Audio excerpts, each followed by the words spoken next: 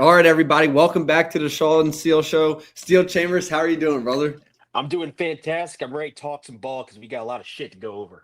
I know. I'm ready to talk some ball, too. The first thing I want to talk about Oh, is this playoff schedule in general, because what we're seeing right now really, really frustrates me because I feel like when you look at the college football playoffs, it's getting impacted and conflicting with the NFL schedule right now. And hmm secondly, you've seen it this week with the transfer portal.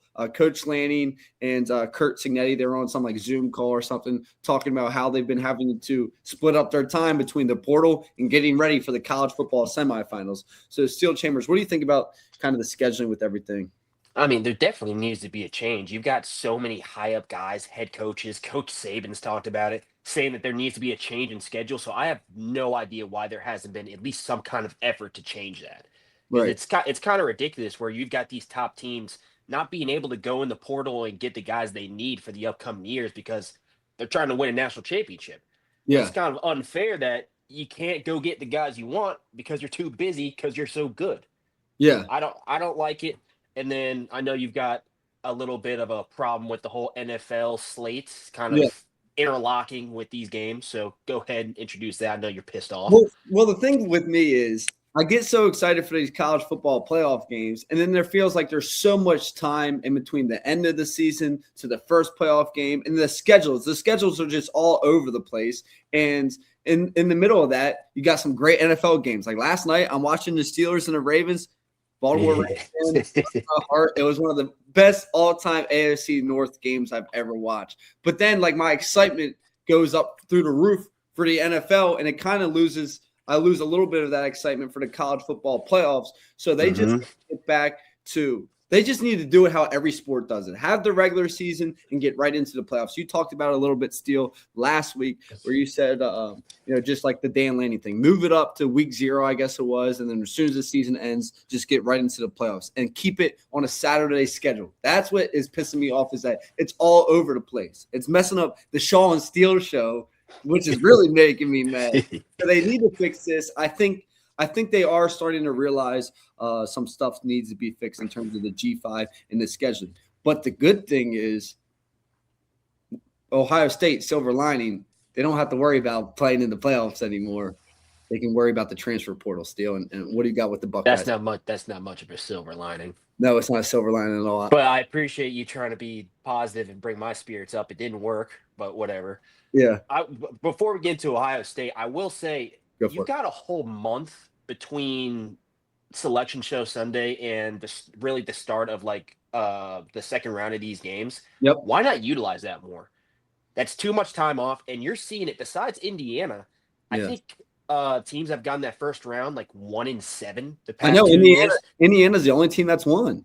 Exactly. So like these teams aren't prepared because you've got a month off. You've got everyone else playing that first round. They're kind of greasing their gears up a little bit. They're just showing up more prepared to play in these games.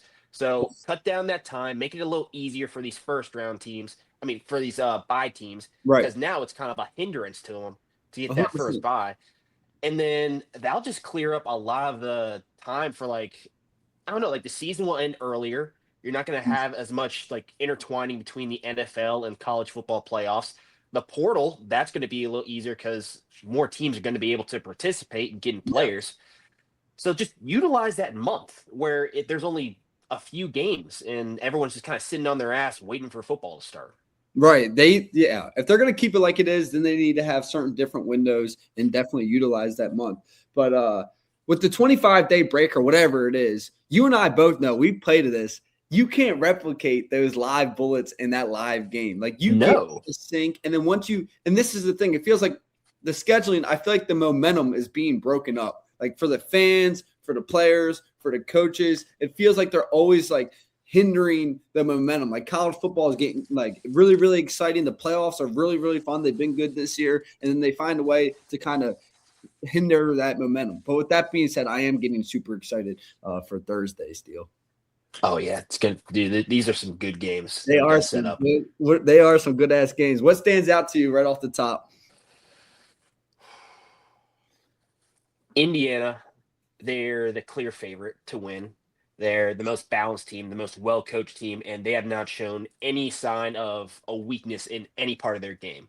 Right. But I really want to see who comes out of that Miami Ole Miss game, and that's who I'm going to be rooting for. Yeah. Specifically, I want Ole Miss to go all the way. Well, we said coming into it, Steele, we had Georgia, Ohio State. I think pretty much everybody else did. We said whoever comes out of that bottom part of the bracket is going to be the national champion. I know you're saying you're going to root for the winner of that, but do you think they're going to be the national champion? I want them to be, just because it'll make for a cool story. You got the whole Carson Beck thing where basically got not shipped off to Miami. He's getting $4 million, but has to leave Miami. I mean, has to leave Georgia, goes to Miami. There's a lot of arguments about should they make the playoffs. Next thing you know, they win it. And then you got Ole Miss have a huge breakup with Lane Kiffin. Everyone says, oh, they're going to win that first round. They get demolished by Georgia. Next thing you know, Chambliss, he looks like a Heisman contender, looks like a possible first-round pick in a couple years or whatever, and plays lights out, and now they're moving on. So I like the stories coming out of those two compared to, even though Indiana would also be a cool story, but no, I want those bottom guys to win out. No, I know what you're saying, especially because for Carson Beck, I mean, shoot, I know kind of what it was like to go from one school to the next and then have a chance to get right there. So I'm pulling for Carson Beck for sure. And then when I look at Ole Miss, Steele, have you been seeing what's going on with there's more drama this week with the position coaches? Have you heard about that at all? I'm pretty sure. I thought Pete Golding said that they're going to be coaching.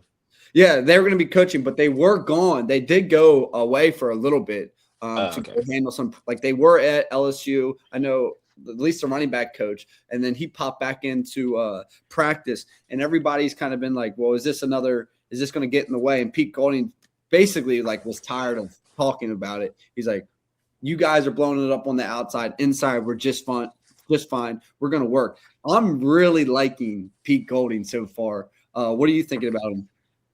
2-0 in the playoffs to start off his career is pretty damn good. I know he's got a better playoff record than half the head coaches already. He's been trying for 10 years. Exactly. And as far as the coaching, I think that's going to be fine. To me, as long as they keep Charlie Weiss, and he's calling the plays throughout the rest of the playoffs, they're going to be fine. I think if I could circle one guy who's blown up, whose stock has went through the roof out of players and coaches, it would be two guys. It would be Chambliss and then Charlie Weiss, because Charlie Weiss, everybody's going to be wanting that guy now. I think just the entire Ole Miss team, their whole stock is raised. I mean, no one was expecting this. I was expecting them to have a solid game against Georgia, but I think I went on record saying they're going to lose by 2 possessions. Next thing you know, they go out, play lights out, and they're moving on, and Georgia's not. Do you think Lane Kiffin's mad, or you think he doesn't care? Or you think he's happy because he's getting paid $500K for every playoff game they win? It's a little bit both. I would compare it to, for me, last year, whenever Ohio State won that national championship, so pumped for those guys. I was able to see them after the game, super excited. But there's a little party inside shit, I wish I could have been a part of that. Yeah. I think it might be a little bit of that. But he's also getting paid a shit ton as they win, so he's definitely happier. I tell you what, I think he's probably feeling that right now. But if they do go on to pull off a crazy run and win a national championship, I think he's going to be pretty pissed off. He should be. No, he should. Because no one's going to claim him after the national championship, even though he really helped them get to that point. Are they going to give him a ring if they win? Probably will, but people are gonna they're going to be in the streets vetoing that decision. Yeah, they don't want Kiffin. He left at the worst possible time. Oh no, he sold them out for sure. Yeah, and I mean that's just in his track record too. He's been doing that his entire career. So let's get off of Kiffin, because Ole Miss is Ole Miss. They don't need him. Yes, and it kind of sucks for that team that you're doing so good without him, yet people are always just kind of talking about him like that is true. It's annoying for them. No, that is true. Yeah. That and you can kind of sense that with the players too, because you saw the guy. I don't know what's going on outside. Hold on. You're in LA. You're in LA, dude. There's not surprising. PCA right here. But back to what I was saying, you could kind of see that with the players, because after the game, did you see the one guy came out and said he's trying to steal our shine? That's all he's been trying to do. Did you see that? No. Well, one of the Ole Miss players went on record. I don't know if he went on record, but somebody heard him saying it, and the quote got out, and he was like, No, we're not worried about Lane Kiffin. Lane Kiffin, he's trying to steal our shine, basically calling him a weirdo. And I kind of agree with that. So you can tell this is bringing those players closer together, though. Absolutely. And then hiring a guy in house like Pete Golding that they already have a relationship with, that probably just like strengthens it, in my Oh, opinion. 100%. And you can tell every time Pete Golding, and I do feel like whether directly or indirectly, Pete Golding is kind of playing off the fact that Lane Kiffin kind of had that vibe where he was almost better than everybody. Because when they ask Pete Golding, whenever they go to interview him, the first thing he talks about is the players. He's like, the players. So I know they got some good things going over there. Now, before we get into the preview stuff, Steele, I do want to circle back to Ohio State because we were part of a college football playoff team back in, what was that, 2019? 2019 season two playoff seasons, but this one really I remember hurting when we lost to Clemson. What do you kind of remember after losing that game to Clemson and then that off season? Or has the CTE settled in? No, I remember a little bit of it. Okay. There was a lot of curiosity because it was our first really off season that was starting. So like, what's that going to look like? How much time are we going to get to go home? Because that's what a lot of freshmen are focused on. Oh, yeah. And then what's the off-season program going to look like whenever we come back? Because we never went through a winter workout or anything before that. Yep. And the meeting that followed that game, that was one of the hardest meetings I think I'll ever be in as a human being, like on earth. Yeah. And we're not going to throw out names, but a certain player was called out, and Coach Day, Coach Mick, they spent 30 minutes or so bringing up every single bad play that happened to that one specific guy. And then they told us what he was doing the night before as far as just like not focusing, doing stuff that you shouldn't be doing. They had him standing up in front of us and everything. Yes. And this is a good player. This guy's an NFL player. Fantastic player, great dude.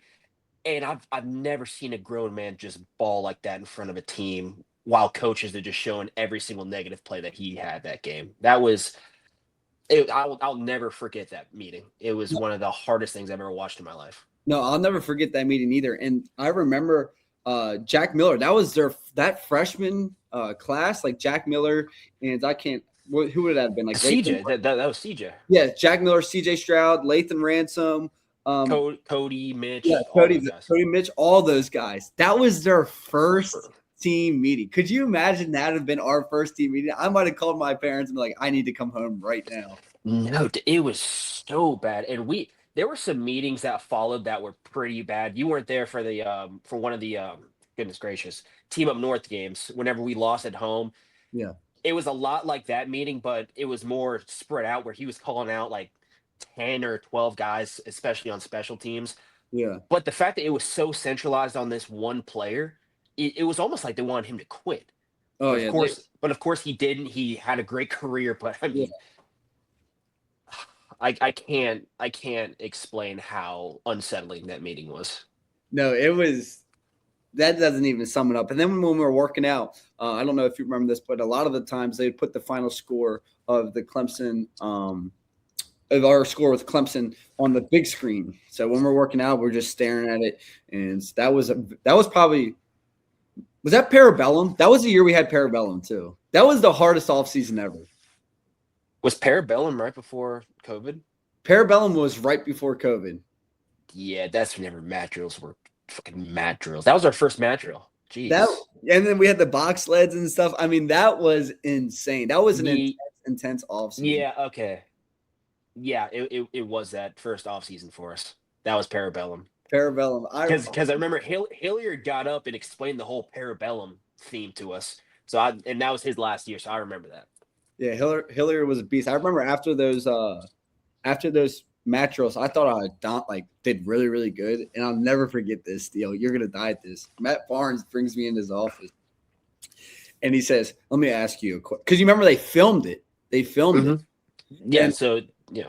He said, let me ask you a question. I said, what's that? He goes, do you want to go play lacrosse? I'm like, what are you talking about? And he goes, Like, what were you doing today? And I promise you, Steele, I thought like I was doing good. Like I thought like I was really giving effort. And then he just showed me like one thing when he was running from station to station. I was like in the middle of the pack. And so I was very, very upset about that. But luckily I got it together. But that I just remember that Parabellum. I don't ever want to experience Parabellum ever again. I know exactly what you're talking about because I would think I had a pretty good day. I'd go look at the sheet to see, oh, I don't think I had a single loaf. Next thing you know, 5. I know Like they were where the hell? strict, Where though. did those loaves come from? And then I'd go to Coach Alfred. He says, "Oh yeah, you were kind of in the middle of the pack whenever we were running Yeah, station to station." So it's not actually like the work part. It's like everything in between. They're cataloging it, making sure that you see like, hey, you're not giving it everything that you got. Like you yeah. still got some in the tank. You should be sprinting from station to station. And that's like when I kind of like woke up. I realized like, holy shit, like this is no joke. No joke at all. No joke at all. Wild shit. All right, Steele, anything else with Ohio State? How's their transfer portal looking, man? So far, lost a lot of guys. CJ Hicks So left, right?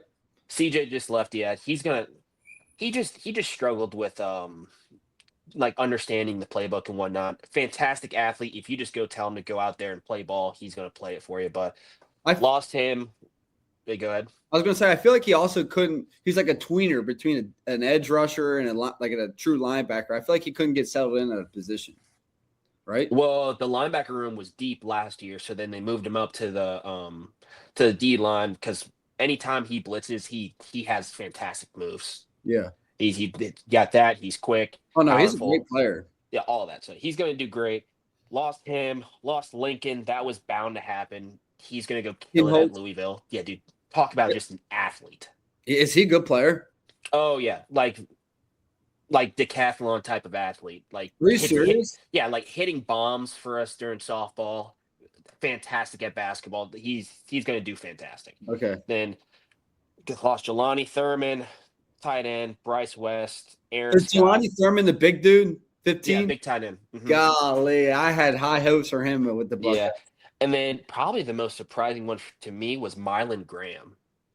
Really good receiver, like kind of Garrett Wilson type, twitchy. Young guy? Young guy. I'm guessing he probably just didn't like the whole Chris Henry thing, as now he's probably going to step in, Right. likely get a lot of reps this next season, and then of course Hartline leaving. So, I mean, do what you got to do, and then James Peoples, a couple other guys, but they also added some stuff. James Peoples hit the portal. Interesting. That's interesting. And then adding some guys, Cortez Hampton, new wide receiver coach out of LSU, coached some fantastic players. Yeah. But yeah, besides the coach, I mean, they got a tight end out of Ohio, Mason Williams. I've never really heard of a guy. I think he's more of a blocking type, but yeah, I hope it picks up a little bit because we're losing a lot of guys, and there's still a lot of people up in the air, like Caden Curry, Kenyatta Jackson, like a lot of people on defense that are kind of tweeners. We don't know if they're going to leave or stay. Yeah. So based on their decisions in the next week or so, probably got to go out, get some edge rushers, some more defensive-minded guys. You know what? And this is the truth. This is the honest truth, Steele. You know, I got Ohio State and USC. I'm more excited about USC's 2026-2027 football season. Like it's not even funny anymore. In Ohio State.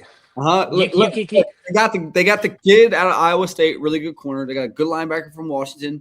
They got a number one. They're gonna get more. They got that Cam Coleman dude visiting next week. Cam Coleman's visiting Ohio State as we speak. Okay, well, you know USC is going to outbid Ohio State. It's Ohio State versus USC. What has USC done in the past? We got USC 20 years.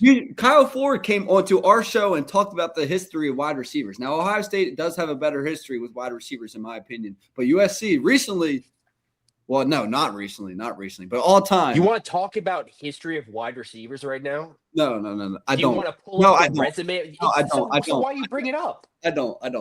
But see, I'm just saying right now, if you're a wide receiver, would you want to go play with Jaden Mayava, Lincoln Riley? Jaden Mayava is going to throw the ball up no matter what, or Lincoln Riley. And they only have one solidified receiver in Tanook Hines. who's a beast, or would you want to go to Ohio State and be with Julian Sane, and then you got to play behind the GOAT pretty much, Jeremiah Smith, and Cardinal Tate's leaving. That's a spot. Ohio State has produced nothing but first-round wide receivers. So if you want to be a first-round pick, which I'm guessing Cam Coleman wants to be, yeah, why would you go anywhere besides Ohio State? Dude, that Chris Henry, that spot is Cardinal Tate's spot is not open. That is Chris Henry Jr. spot. That's why he's committed. He's going to be a great player, but he still needs to get accustomed to college lifestyle. Cam Coleman is a great receiver. He is going, if he comes in, he will start. No, that is true. It will be him, Jeremiah, Brandon Innes in the slot. Chris Henry, he's going to come in whenever they need him. He's going to get a lot of reps. He's going to gain experience. And then whenever Cam Coleman leaves, if he comes, Chris Henry's going to jump in there. Jeremiah Smith will be gone. He's going to be the number one. All I know is, Steele, I know you hate my territory out here in the West. It sucks. I know you don't like coming out here, but I will make sure we have tickets for Ohio State USC next year in the Coliseum. You're going to come out here. No, I'm not. Yes, you better come out here for that game. No, I'm not. Okay, you're lying. You're going to come out here for the game. We're going to go. And when Cam Coleman is scoring touchdowns for the Trojans against the Buckeyes, you're going to be very sad. I'm going to DM him a picture of that decapitated bird I saw on the sidewalk. I said, this is where you're going to be living. Hey, you're at the facility all day anyways. It doesn't matter where it is. I don't care. Like this. That's why I don't even know why, if I was a parent of a recruit, now that I know this, I wouldn't even care, what was going on around the school because you're at the facility all day. You should still care about what's going on around the school. No, I want to say my kid's the toughest area in the U.S. What Glendale or whatever you said a couple weeks ago? No, I'm not saying out here. What is the best college football? Real quick sidetrack. Off the top of your head, what is the best college football program in the toughest area? In the toughest area? Yeah, like a trench baby area, but a great college football program. I want to say Michigan. Michigan? Wait, no. They're not in Detroit. Never mind. I was thinking of the Lions. Ann Arbor's no. Yeah. In the toughest area? You should be big slap for saying Michigan you should be disbanded by all. I was thinking Detroit. You're an Ohio State guy, and you're gonna pick Michigan as the toughest area. Detroit, give me another one. I said I was wrong because I thought it was Detroit. Columbus is a pretty tough area. Columbus is like one of the most up and coming cities in America. You are foolish. But they got some tough parts there. A couple streets, yeah. I would say probably just USC, honestly. Yeah, but that doesn't really constitute as a great program nowadays. Oh my God! All right, here we go. Let's just move on. Steele, what do you talk about some of these games? Holy shit! All right, you pick the game. This has been a good show. I'm enjoying this. You pick the game. All right, let's just do a quick overview of some of this stuff. Let's start with Ohio State, Miami. They got outplayed. They were out physicaled, and it looked really bad. It did. They jumped out to that 14-0 lead. They gained a little momentum in the middle eight, started to come back a little bit, and then Miami, their front dominated on both offense and defense. They were getting after Sand, only rushing 4 a lot of times. Offensive line was moving that defense.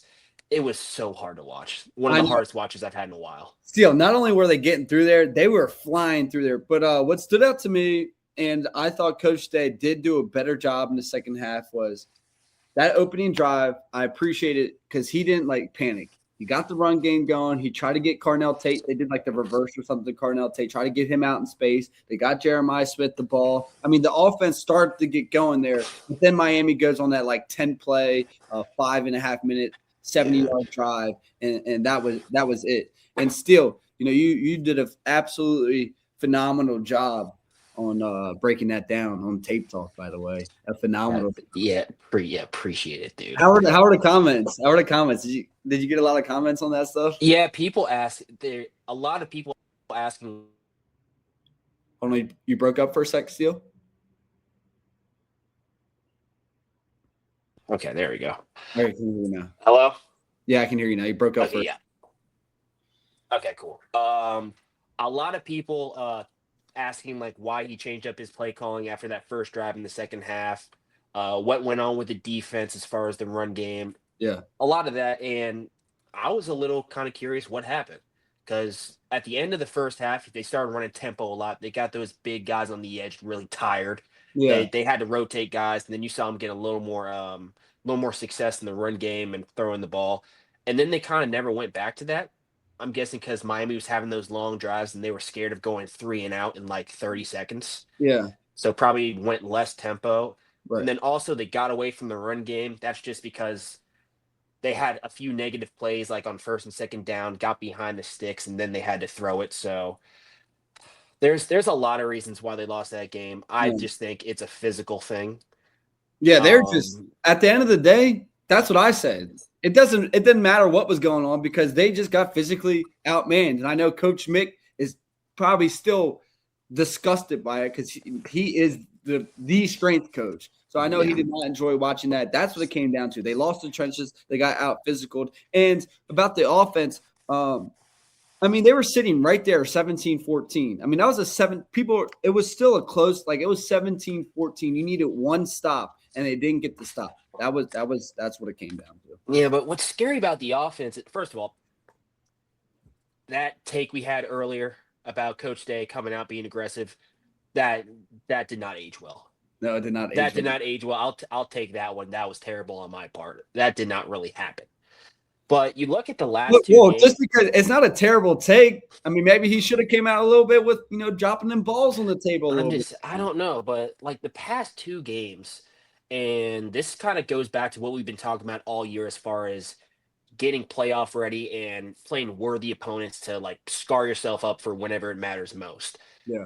In the past two games, whenever they play solid teams, they've only scored 24 points Hmm. against Indiana and then against Miami. Like Yeah. really good defenses, but you've got a Heisman contender at quarterback.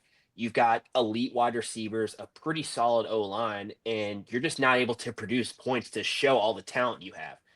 And at that point, like you have all the talent on the field, that kind of goes to play calling.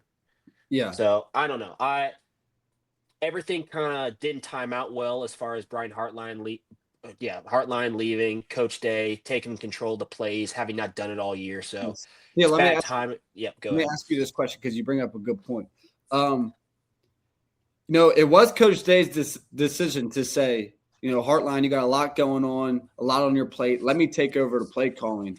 Do you think that was the right call? Because a lot of people are saying that was the wrong call, but at the same time, they were highly, highly critical of Coach Hartline in that Indiana game. So, and it looked much the same. So, what do you Mhm. think? It's the right call. Yeah. It'd be different if he's going to be an OC for another program or something, but he's going to be the head coach for a team. Like he's got a lot on his plate that he's got to deal with. Like you saw, like what Summerall was talking about, just having to balance that both out. And then now you have to call plays in a playoff game on top of all that. That's too much for him. And this is his first year calling plays. It's not like he's been doing this for 20 years. Like Right. he's still kind of getting like the hang of it. So Yeah. Coach Day, you want to take some off his plate. He's been doing it for the past 4 or 5 years now, calling plays. And even with all that experience, he hasn't done it all year. So he's not going to really get the hang of it right away. And we saw that. It's just sadly bad timing. The offense wasn't looking like what it looked like throughout the entire year, and now the season's over. Yeah. And then last thing I want to hit on with this game. On the flip side, probably the most disappointing thing is the passion and the energy, I say, definitely leaned towards the Hurricanes Yeah, and kind of like that on the field leadership. We saw Baines, at halftime getting the troops ready. Keontae Scott, that leadership and that passion was there, and it felt like the Buckeyes didn't match that. So that was probably the biggest thing to me that really was disturbing. I think Miami just wanted it more. They Yeah, looked like they were hungrier. yeah, Ohio State, they had just won the national championship. Everyone's kind of just been telling them their shit doesn't smell for most of the year. yeah, While Miami, the back half of the season, everyone just said, "Oh, you guys shouldn't be making the playoffs. You guys aren't a good team. You're in the ACC." Like they probably just fed off that, and you saw that hunger on the field the way they played. They jumped out to a 14-0 lead, and Right. then whenever Ohio State tries to come back, they just say, "Fuck no." Yeah. Like let's run the ball. We're going to keep the ball in our hands. We're not going to let you score because we don't want you to have the ball back. And it's like kudos to Miami. They looked so good. Like this Yeah. is Saban said if they got in the playoffs, they're going to be the most dangerous team in the entire college football playoffs. He Yeah. was dead on. I don't know why we When he thought we speaks, knew we should better than him. listen. Yeah, Yeah. dude, I'm whatever he says, I'm just going to listen and I'm going to abide by it Yeah. because I mean they looked fantastic. No, they do look fantastic. All right, let's quickly overview the best game. Let's get the other two out the way because Okay, you for the want to get the most other two part, out there? All right. yeah. Alabama, Indiana. The only thing I want to bring up about this is the Big Ten just killed the SEC. Yes. The Yeah, Big and this was the worst showing for the SEC. that was. I mean, that's and people get mad when I said this. I'm like, Alabama's your powerhouse SEC school. And they're like that. No, Nick. Only when Nick Saban was there. Alabama is still top tier SEC, and they just got absolutely blown out the stadium. Yeah, that looked bad. I mean, and talk about just not kind of giving up, really. Like Ty Mm-hmm. Simpson, he had that rib injury, whatever. They benched him, and then from then on, it was like, okay, let's just put the twos or threes in. Like this is just a terrible game. And the way they got beat with Hemby and Black on the ground and the O line just moving them wherever they wanted to. And I then mean, Mendoza, he had more touchdowns than incompletions. Like I there know was nothing they could do to stop him. nothing. And I it's not mean, like there's a go ahead. I was just going to say we had a feeling coming in that if there was a coach and a player who can handle the bye week and handle winning a Heisman and getting all that smoke blown up their asses, it was those two guys. I mean, that I've said it before. I'm gonna say it again. Those two are a match made in heaven in terms of a quarterback and a head coach. Yeah, I mean, they're the only team the past 2 years to win after a bye week, Yeah, which is crazy to think about, but that's the world we're living in. And it's not like there's a crazy talent disparity. Like Alabama probably has better talent. right. Yet they're losing by 30 to Indiana. So where does that go? That goes to the coaching. Yep. Signetti had those guys ready. Of course, Mendoza, he's always going to be prepared. There's no way he's going to be like taking this time off and not preparing for Alabama. Yeah. So, like, it's so hard to beat them. They do everything right. They have all 11 guys on the same page on every single play. That's such a hard thing to do in these games and just in any capacity in any sport. The sequence that sums up that game is when it was 4th and 1 on Alabama's own, like 35 or whatever it was. In the second quarter, they come out in Wildcat. Indiana, Signetti, they don't panic, timeout. Then they come out, Alabama comes out in the BS punt look with Ty Simpson as the personal protector. Yeah, They dude. audible to him under center. They try to get him to jump. They don't panic. And then Signetti's just hitting them with like the look, basically like, are you going to keep playing this game? Punt the ball or go for it. It doesn't really matter. Then they decide to go for it. They get out physical. They get stopped. And then Mendoza hits the bomb to Becker, which that just summed up the whole game to me.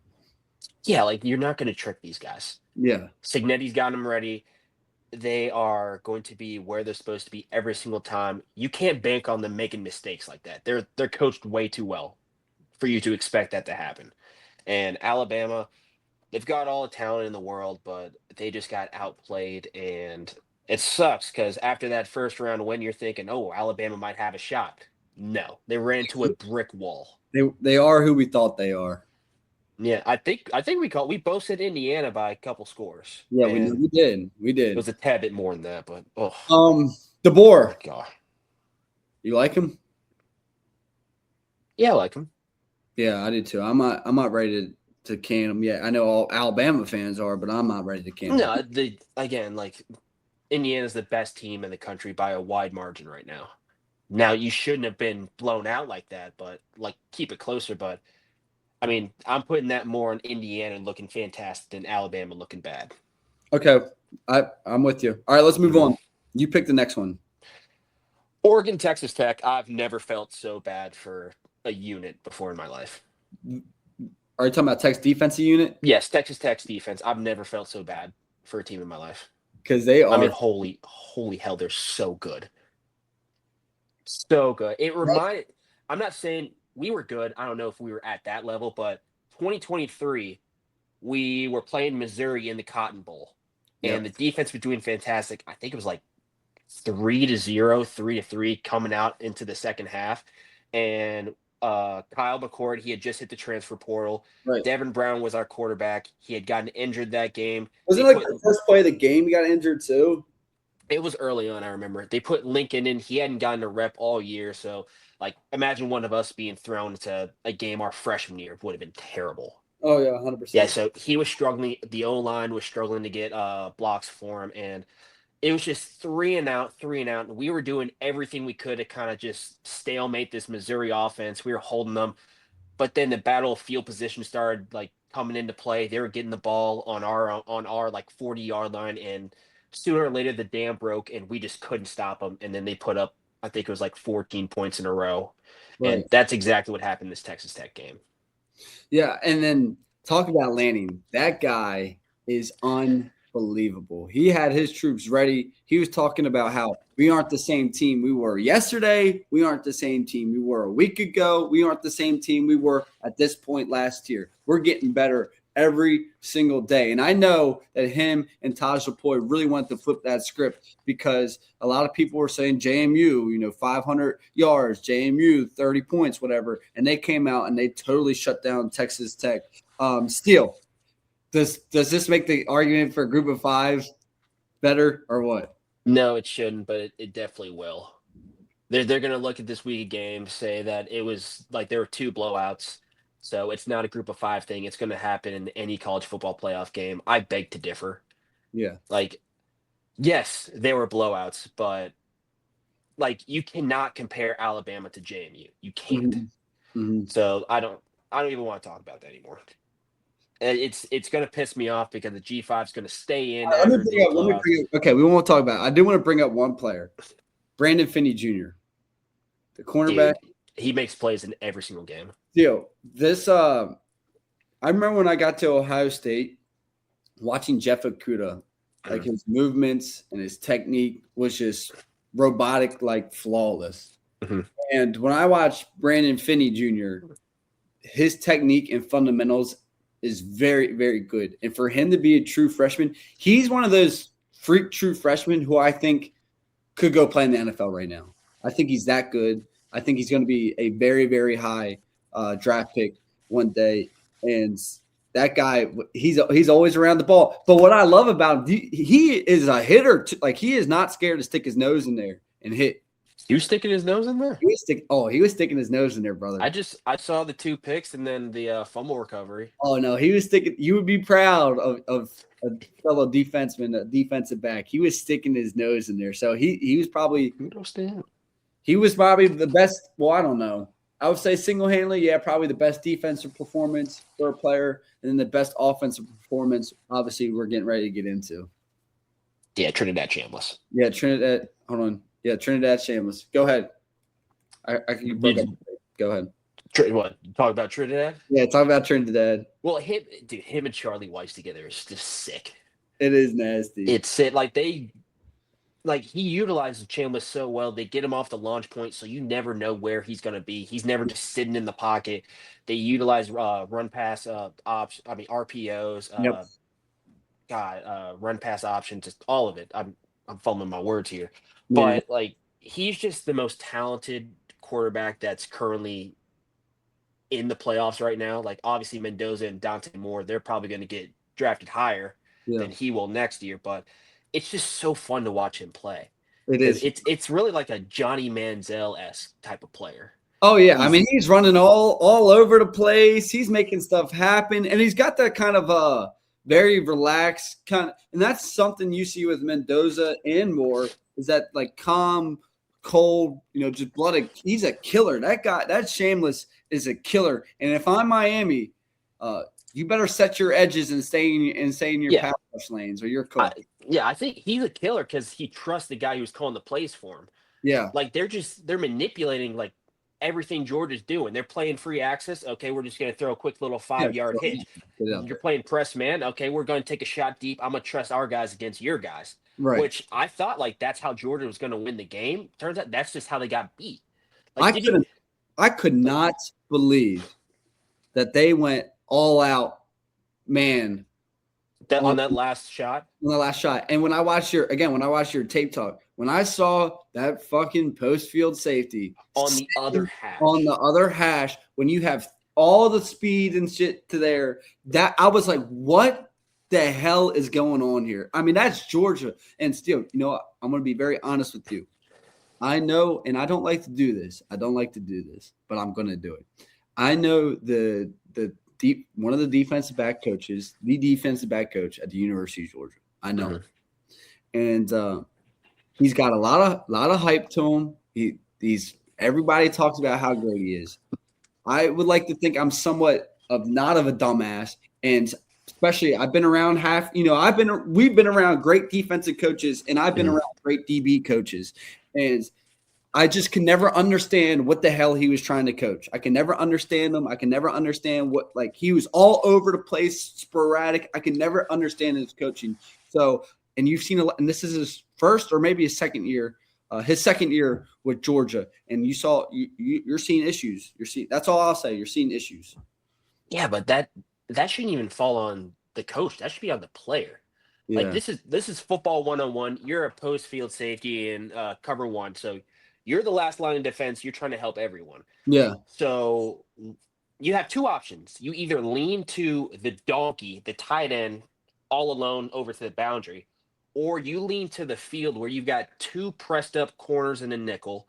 You've got three wide receivers, all with speed. Yeah. And you know that Ole Miss has been taking shots all game. Yeah. So why not lean over there? I don't know.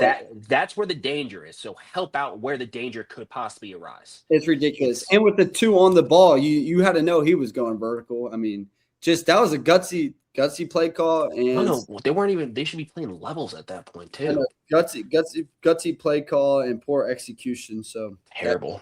That did the Bulldogs in, but Kirby Smart's a sicko, bro. Kirby Smart. You know that that 4th and 2, whenever that left tackle just didn't block the end. I guess that wasn't supposed to happen. They weren't supposed to snap the ball? They weren't supposed to snap the ball, apparently. Damn. Which makes sense. They probably had no idea what was going on. I bet there wasn't even a play called or something. I know Gunnar Stockton was probably like, there's no way this fucking guy just snapped this football, man. There's no way. It was terrible. Look bad. But even the fake punt, like that fake punt, the design of that fake punt, that was insane. That was you gotta take the bad with the good. Like, yes, that 4th down, even though it wasn't supposed to be called, like he went for it on that punt fake. That worked out. Yeah. Like it's not gonna work all the time. It's kind of like the way I look at Dan Campbell. He goes for all these 4th downs. Whenever it works, people call him a genius. Whenever it doesn't, they say that he has no idea what he's doing. Right. Like, you got to take the bad with the good. It's not always going to be positive, and that's kind of what happened with Kirby. That you saw a lot of the bad that game. Yeah. And then even after the game, like, his mentality is just so fun. Like, obviously he was disappointed and pissed off about losing the game. But you could tell he enjoyed being in that fire. Like, you could tell he just enjoys all aspects. He's got no regrets. Yeah, you can tell you can tell he's got no regrets. Like, he's got no regrets, and he probably liked, he's going to be using the shit out of that all year too. So he probably because overall they played a good game. Yeah, the defense played. I mean, I put that more on Chambliss being great, and they were winning a bunch of 1-on-1s on the outside. But on offense, they were able to score for some points. But then Ole Miss, they just made some pretty solid plays at really good times. Like that 3rd and goal at the very end of the game, holding them to a field goal. Yeah. The 4th down stop. Like, they were moving it down on that Ole Miss defense, like, for a solid bit of the game. But then they just made some plays whenever Georgia couldn't, and it turned out the way it did.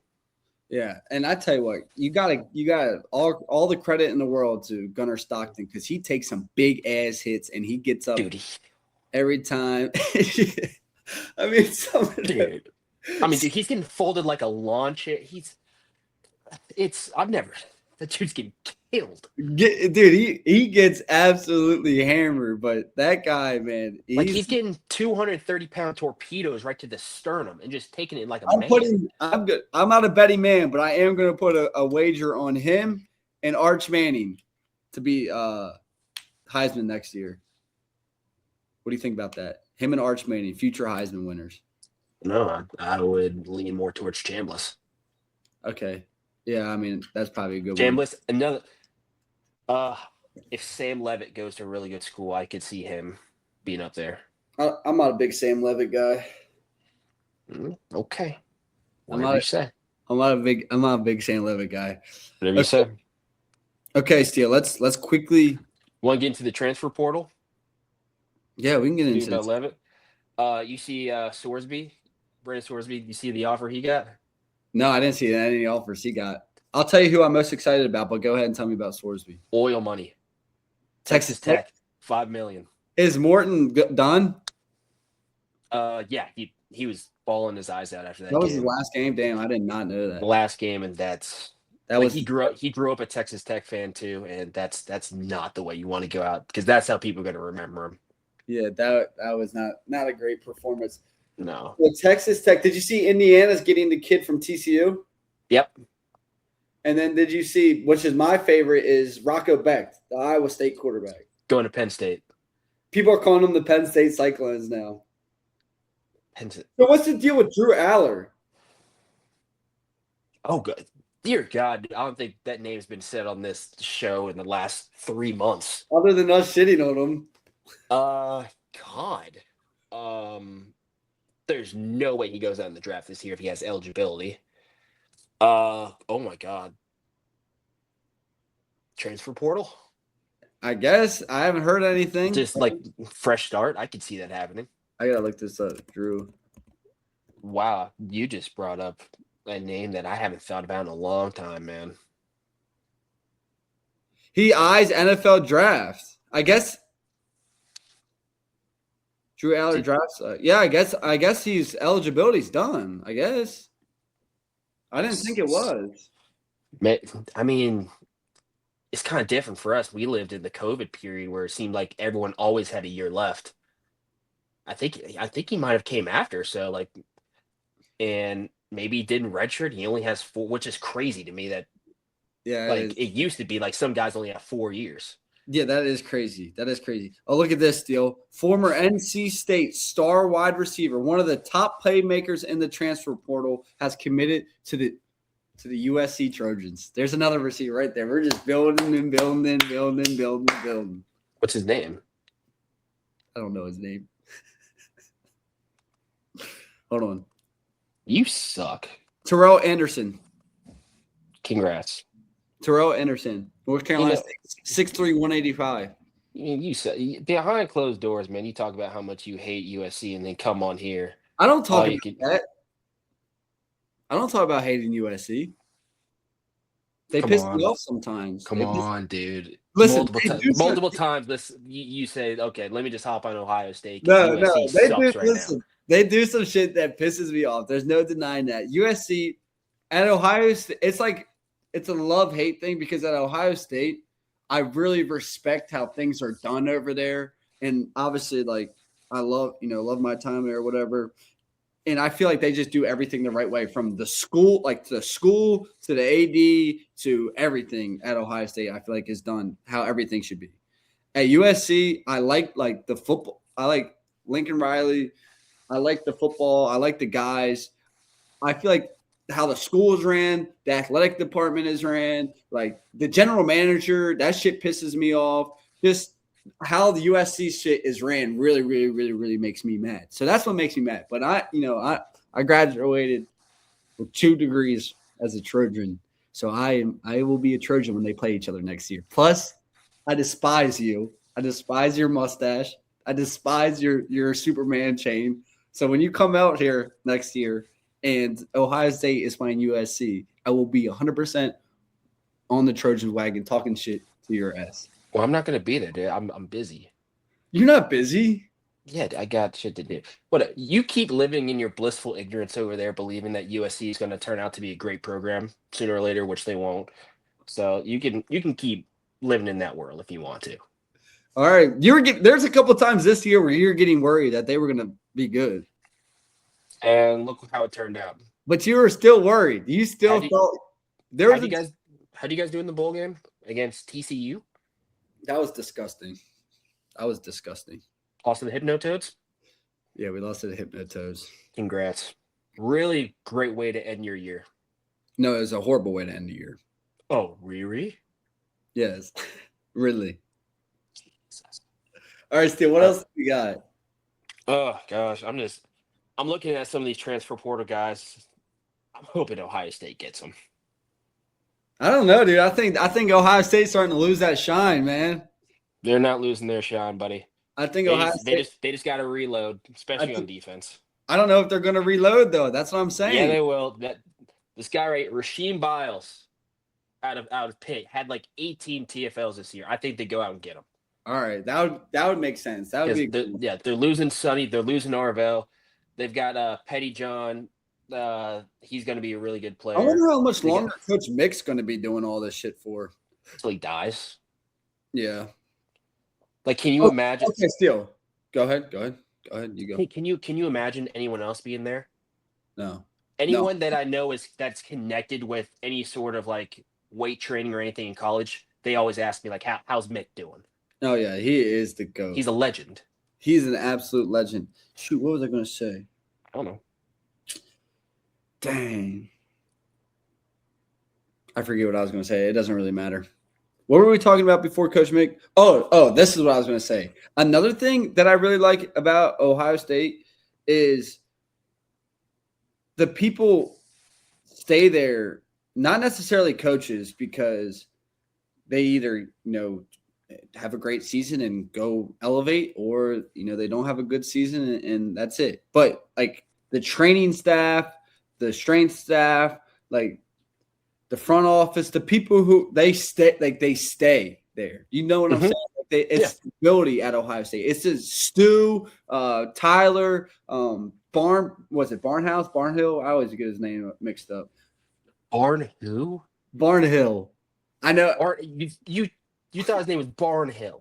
No, I got a family friend named Barnhill, so that's why I get him mixed up. Barnhouse. Did you shout out Solo? No, Solo. Yeah, Solo. I wasn't done yet. Solo. I mean, those like USC. Nobody stays there. Like, there's nobody stays there. They just leave. Why is that? I don't know, Steele. Because it's such a great program. Why don't people stay? I don't know, Steele. I don't know. I'm presenting you all these questions, and you never have any answers for me. Because yet you sit here on your high horse, in your little ivory tower, the same one you used to live in back in the bar house, and tell me that USC is going to be better than Ohio State. But you give me no concrete information on how that's going to get done. It's going to get done. Just wait. I don't need to explain. I'll let the on the field play do the talking next season. I will not start agreeing with you on any of these takes until you guys make 2 playoffs. Okay, deal. All right, deal. Should I name some of the schools that have playoffs in front of you? No. Michigan State, TCU, Cincinnati, Boise State, JMU. Maybe the G5 should stay in because I think they'd probably do better than USC. So shut your ass up. Okay, Steele, there is actually something that we forgot to talk about, but you kind of just reminded me. What? The bowl games can't die, bro. There's been a lot of good bowl games to watch. Michigan, Texas, USC, TCU was fun to watch, and you could just tell how much they mean to the players. And this is the example I wanted to bring up. There's a kid, Jaden Richardson. He's a great player, fantastic player at SC, but he was behind Mekhi Lemon and Jacoby Lane. Didn't play too much. He gets the bowl game, and he has that crazy Odell Beckham one-hand catch. I mean, that's what bowl games are all about. Like, it's for young players and then guys like that who have one more chance to try and put something on tape to get them to the NFL. So these bowl games can't die, bro. They can't die. They sacrificed a Pop-Tart in the middle of the field. I saw a grown man jump in a bowl of Frosted Flakes. That was the best. Scored a bowl touchdown. Cereal. Like, how do you look at these games and hate them? Yeah. Like, I don't want to say cut some of them out because there are some bowl games that there's no really personality to them. Yeah. But there's no way you can just say do away with the bowl games because there's so much fun stuff that you see throughout all of December because of these games. Oh, 100%. I did the Texas Michigan game. That was great. It's just Great fun game. seeing like two blue bloods just go at each Go other at it. whenever they Mhm. rarely play one another. No, So yeah, 1,000%. you can't do away with this. All right, Steel Chambers, you got anything else, man? No, when are we gonna do the preview for 2 games? We might as well get on here tomorrow. Do you want to do it tomorrow? Do you want to do it now? What do you want to do? No, let's do it. Let's do it tomorrow. All right. I'll be up early tomorrow. Let's go at Oh, yeah. I'll text you, but we'll do it tomorrow. all right, cool. Because there's some good matchups. Oh no, there's some great matchups. That's why tomorrow. This Ole Miss offense against Miami defense is going to be a show.